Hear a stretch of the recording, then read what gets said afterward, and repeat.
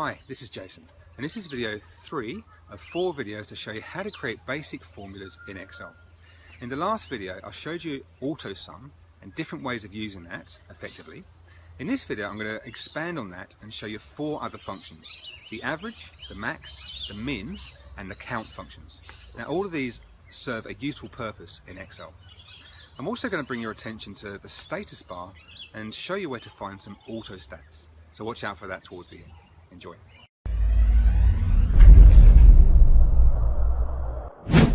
In the previous video I showed you how AUTOSUM worked and showed you a few different ways of using that, little tricks to save time.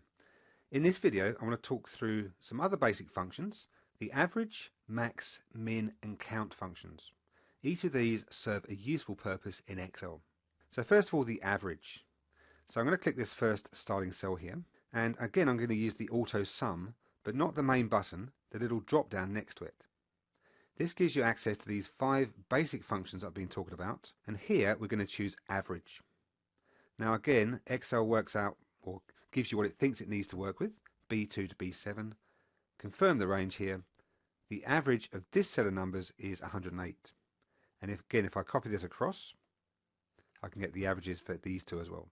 Let's do a max function. Now max, we'll look at a range and pick out the biggest number in a range. So I've got my starting cell. I'm going to come to AUTOSUM, click the drop down again and choose max. Now notice how it's picked up too big a range. So really all I want here is the first 6, not the 7th cell. So I'm going to actually correct this. Now a lot of people actually just backspace and kind of adjust things that way, but actually you can just take your mouse and select the correct range, and notice what's happened here, it's corrected. When you take your mouse and select a range, whatever range you pick goes into here. So I'm just going to select the correct range here, B2 to B7, and enter. So the biggest number in this range is 346.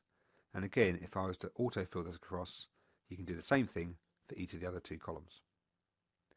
The min is the opposite to max. So this will pick out the smallest number in a range. So again, if I select my starting cell, go to the drop down on AUTOSUM and choose min. B2 to B9 is what it's picked up. I'm going to correct the range and press enter. Copy that across. And the last one here is count. Now count tells you how many, and in particular how many numbers in a range. So again, I'm going to click the drop down next to AUTOSUM, choose count numbers, correct the range and press enter. So what it's telling you is the number of cells in the range that contain numbers. It would ignore any blanks. It would also ignore any cells that contain text or symbols. So if I was to say delete a number here, do you see how the count goes down? If I was to put my name instead of a number, because that's text, it doesn't get counted. So in this range now, there's only 4 cells that contain numbers, and that's what count here is telling you. So whenever you get a how many style of question, think about using count rather than using sum. A lot of people sum everything. You don't need to. There's also something built into Excel that allows you to double check your figures, and it's down the bottom here on the status bar. So whatever range of cells I have selected, down the bottom it gives me all the key statistics for that range of cells. So here it's telling me the average of this selected range of cells is 182, and we can see that with the average function here. It tells me the count is 6, so there's 6 cells there that contain something. Over here you've got the min and the max. If we had a sum, we could confirm that that was actually correct as well. If on your computer you don't have all of these stats, you may just have 2 or 3, you can right click the status bar, and what you get is a list of everything that can be shown on the status bar. And a lot of this tends to pop up as and when it's needed, so it's context driven. Now down towards the bottom you'll see 6 functions listed. On your computer you may find that some of these aren't actually ticked at this stage, so you might just get a few of them. So all you do is you tick the ones you want to see, and when they're ticked they will appear down the bottom when it's appropriate to do so. Now just also quickly note, there's a count and a numerical count. When we're dealing with all numbers they'll be the same, 6 each. But if we take, say, this range here, what count does is it counts the number of populated cells. So how many cells contain something.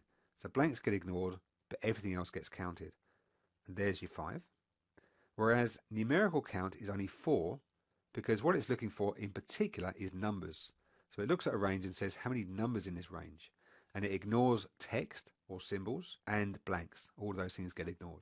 So use the stats down the bottom. They're there just to kind of help you and just guide you along the way. And you can also use them to double check your figures, make sure your formulas have produced the right results. That's it. Thanks for watching.